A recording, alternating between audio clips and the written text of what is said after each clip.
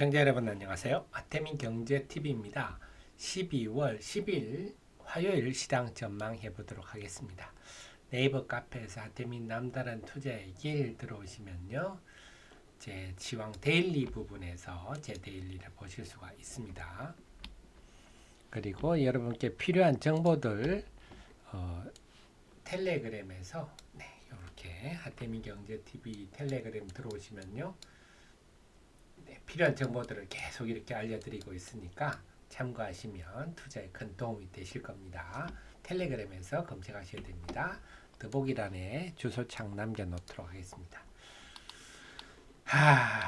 자, 외국인들이 이 주말에 지금 대통령 탄핵 소추 표결이 자동 폐기됐죠. 정족수 미달로. 그래서 월요일 반응이 중요하다 했는데 외국인들은 순매수를 했습니다. 연기금도 순매수를 해서 저는 외국인이 순매도를 할 줄 알았어요. 그래도 연기금이 그 물량들을 사줄 거다, 좋아할 거다. 그래서 보합 정도 되지 않겠느냐 했는데 웬걸 개인들의 매물이 시장에 엄청난 영향을 주었습니다. 와, 개인들의 매물이 특히 코스닥 시장은 5.2%나 장막판에는 거의 2매가 벌어졌는데요. 그래서 저는 외국인과 연기금 매수급으로 볼 때는 보합 정도 되지 않겠느냐 봤는데 개인들의 물량들이 나왔습니다. 그래서 52 신저가인데 신고가라고 했네요. 신저가인데 자 신저가입니다.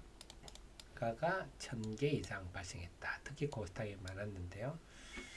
개인들의 동향을 월요일 개인들의 동향을 보면 개장 초반부터 팔았습니다. 이 말은 일단은 탄핵이 이 자동 폐기된 거에 대해서 실망감으로 해석할 수가 있겠고, 그런데 2시 넘어서부터 특히 코스닥 시장은 한 2시 13분 정도부터 쭉 나르는데 아무래도 개인 비중이 코스피보다 코스닥이 상대적으로 높은데요.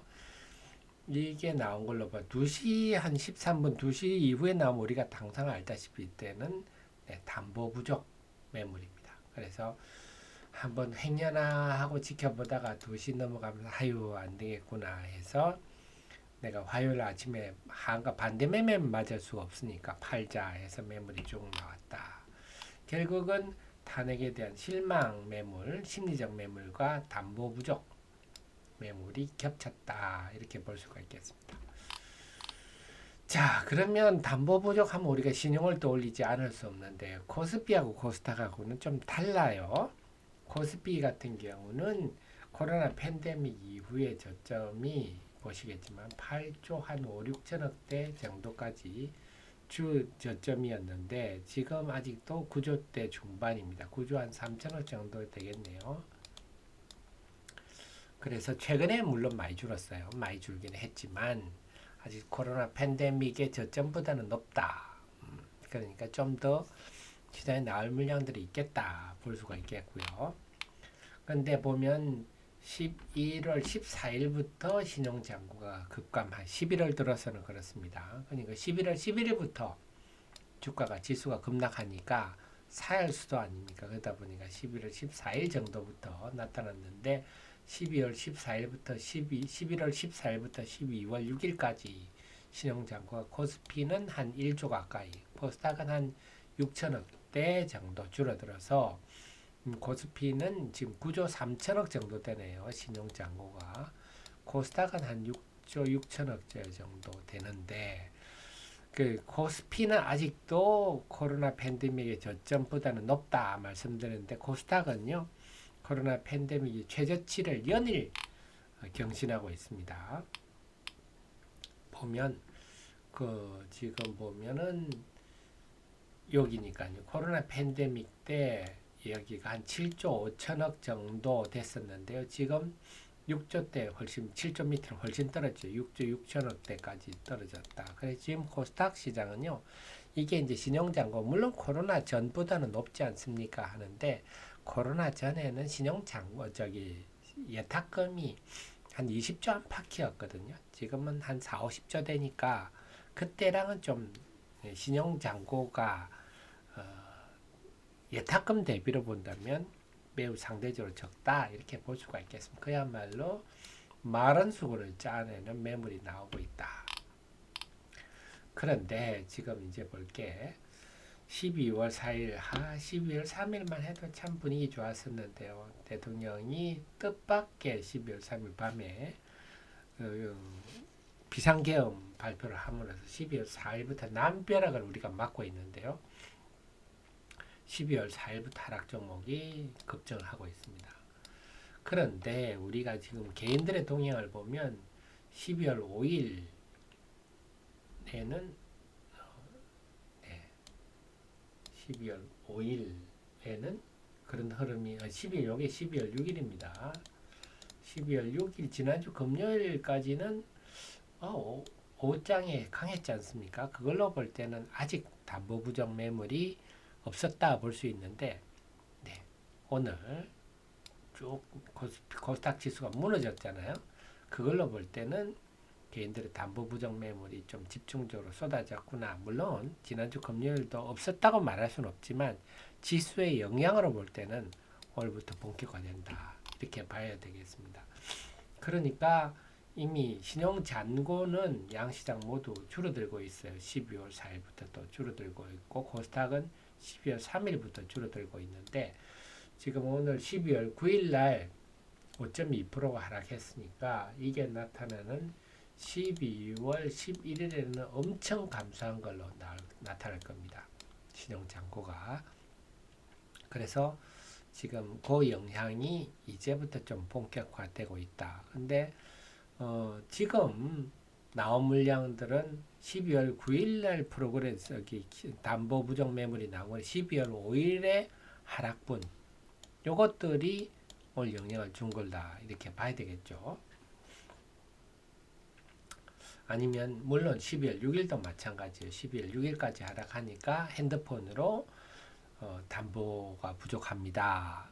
아니면 담보 부족이 다가옵니다. 이런 핸드폰을 받고 그 물량들이 12월 9일 날 나오면서 코스피가 2.8, 코스닥이 5.2 빠졌을 수도 있습니다. 그러면 12월 9일 날 코스닥의 하락 종목이 잠정치입니다. 코스피는 870개, 코스닥은 1500개 되니까 또 핸드폰으로 신규로 담보 부족 핸드폰에 많이 연락이 문자로 갔겠죠. 그러면 이게 12월 10일 날 나올 가능성이 높겠습니다.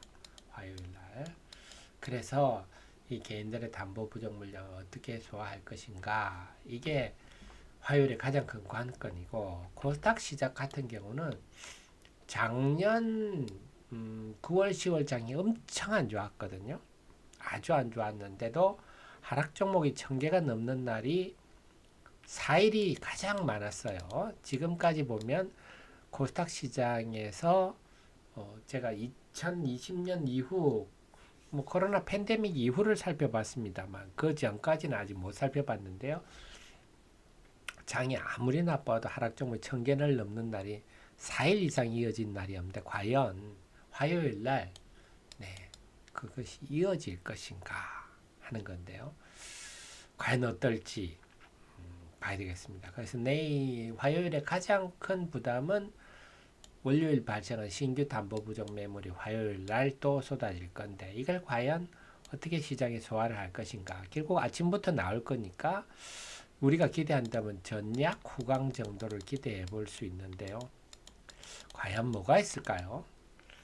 지금 오늘 민주당에서 우리 금투세 폐지는 예정대로 한다고 했는데 그게 국회에서 확정이 되면 그런 재료로 올라갈 수 있을지 아니면 연기금이나 정시안정기금이 시장에 강력히 대입하면서 분위기를 반전할 수 있을지 그 힘싸움이 전개될 것 같습니다.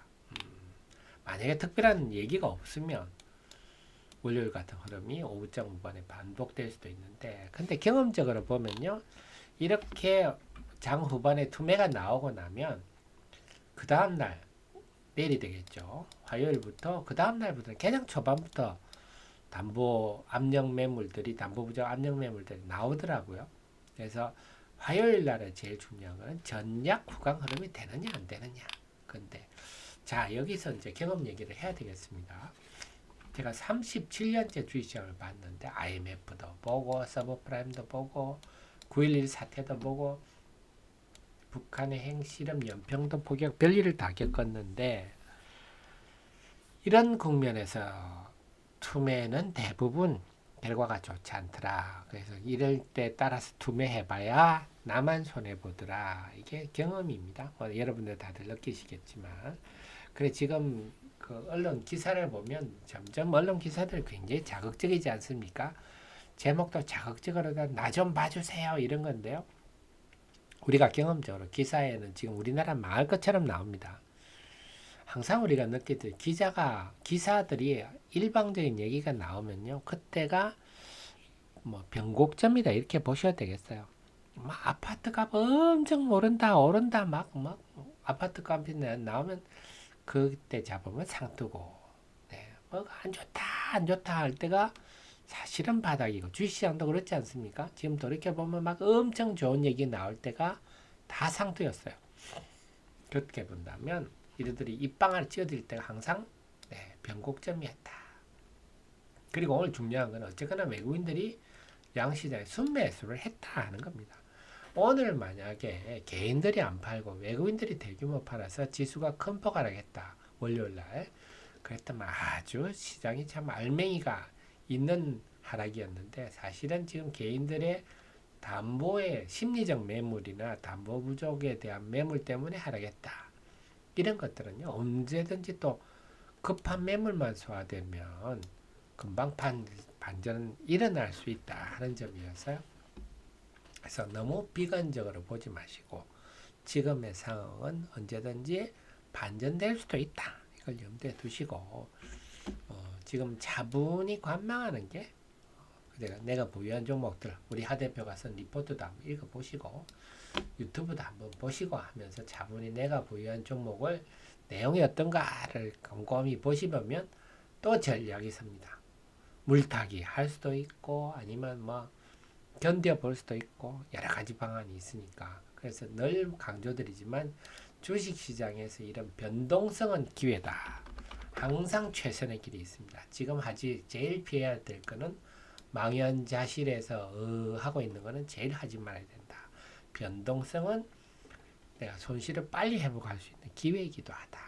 네, 염두에 두셔가지고요. 힘내시고 저도 계속 우리 여러분께 텔레그램을 통해서 내일 화요일 또 정보 교환을 하면서 과연 전략 후강 한번 기대를 해보도록 하겠습니다.